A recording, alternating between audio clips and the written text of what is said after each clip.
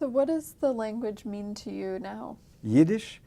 I think I'm glad that institutions like these have flourished. And I was a little bit resentful in the fact that in Israel there is a mixed feeling about Yiddish, that there is almost a duty, because Israel has adopted Hebrew as their national language, to sort of set aside Yiddish as an old language that's dying. I think Yiddish has a folklore and a culture that's so rich that should be preserved. Actually, what that made me think of, when I lived in Venezuela, I was teaching in a university in Spanish, but I was teaching physics, much easier to teach than literature for me, because the terms, scientific terms, are more common, close to English or French than in literature. And I went for one long period of university vacation to deep in the forest in Venezuela to live for a while with Indians.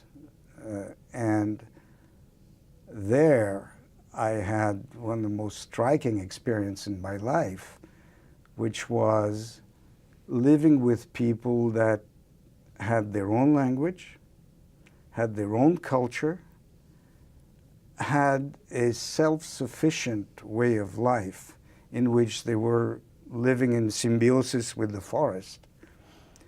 And it seemed so wonderful. Why did it seem wonderful? Because the majority of the Indians that were living in Venezuela had been acculturés. I don't know what... Acculturated? Acculturated, meaning they had lost... Assimilated, maybe? They were not quite assimilated, but had lost their identity. Were living in mostly priest-sponsored camp, where they were forced to wear Western clothes that looked like beggars in those clothes. Whereas the Indians that I lived with there, with an anthropologist and a doctor, European type, no, the doctor was Peruvian, the anthropologist was French. They were living a completely authentical, rich, healthy life. And I was wondering, were they going to be strong enough to preserve that lifestyle in spite of the contact and the almost forced assimilation that they were exposed to? And I was flabbergasted that they were able to live still with that rich culture. And that made me think of Yiddish and the future of preservation of that language. Because, alas, the last time I looked for the tribe of Indians that I was exposed to, they are now practically all gone, completely accultured. The priest that tried to convert them to Catholicism forced them to believe that their prior life is what caused Christ to die. Things that are so not only cruel, but wrong, and I consider that criminal. And yet, these Indians now are probably disappearing completely.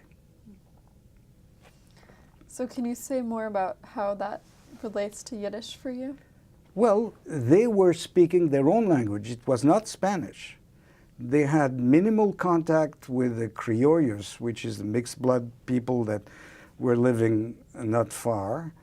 And they were extremely proud of their culture and language. The anthropologist that was with us had worked with them and knew their language. So he had to help us communicate with them, had made us a little lexicon with Spanish and French and their language words.